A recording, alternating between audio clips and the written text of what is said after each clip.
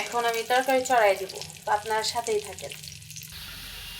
এই তো একটা কড়াইয়ে আমি দিয়ে দিচ্ছি সামান্য পেঁয়াজ,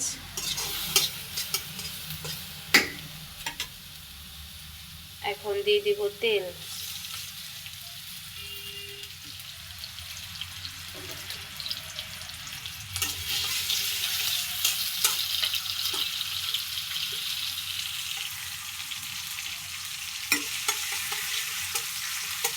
এটাকে রান্না চড়াই দিয়ে তারপর আমি বাঁধাকপিটা কেটে ফেলবো।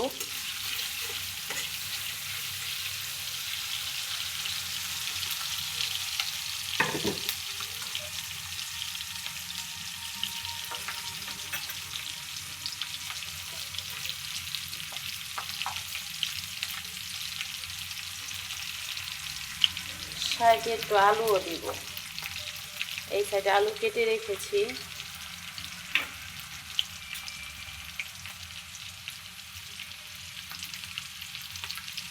এখানে একটু সামান্য পরিমাণে বাটার কষা দিয়ে দিলাম।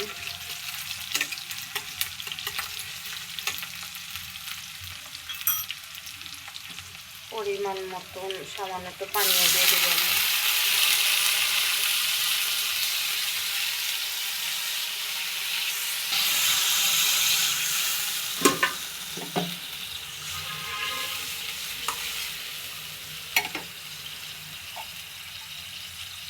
মরিচের গুঁড়া, আমরা একটু ঝাল কম খাই তো সামান্যই দেব। হলুদের গুঁড়া,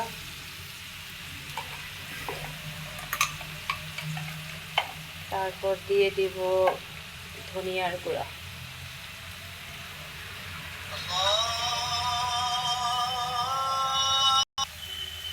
তারপর দিয়ে দিব লবণ,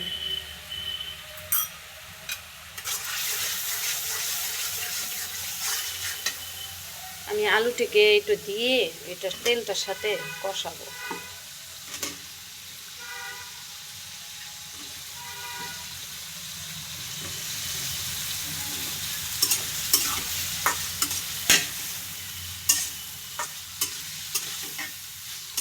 শাকে তো পানি উঠবেই, আর আমি আলুটাকে একটু সিদ্ধ করে নিব, তারপরে কষিয়ে তারপরে হয়তো আমি পরে শাক দিয়ে দিব।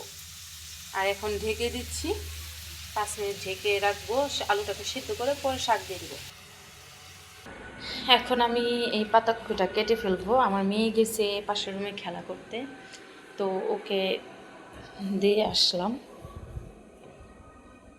এখন দরজাটা আটকে দিয়ে তারপরে আমি এটাকে কাটবো, এগুলা পরিষ্কারও করব। এই যে এটাকে আমি ছিলে নিলাম, এখন এটাকে কুচি কুচি করে পড়বো। এখন তরকারিটা উঠে দেখবো, তরকারিটা তেল উঠে গিয়েছে, আর দেখবো আলু কতটা সিদ্ধ হয়েছে। আলু ভালোই সিদ্ধ হয়েছে, কারণ শাক তো এমনিতে দিলে পরে সাথে সাথে নরম হয়ে যাবে, আর আলু তো কাটছিলাম, এই জন্য এই তো এখন শাকগুলো দিয়ে দিব,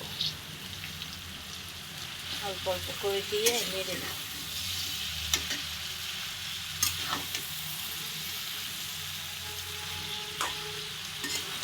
ফার্স্ট টাইম রান্না করতেছি শাকের তরকারি।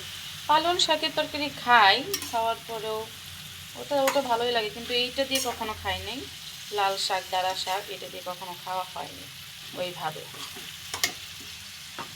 আজকে প্রথমবারের জন্য রান্না করছি, দেখি। রান্না মজা করে রান্না করলে সবই খাওয়া যায়।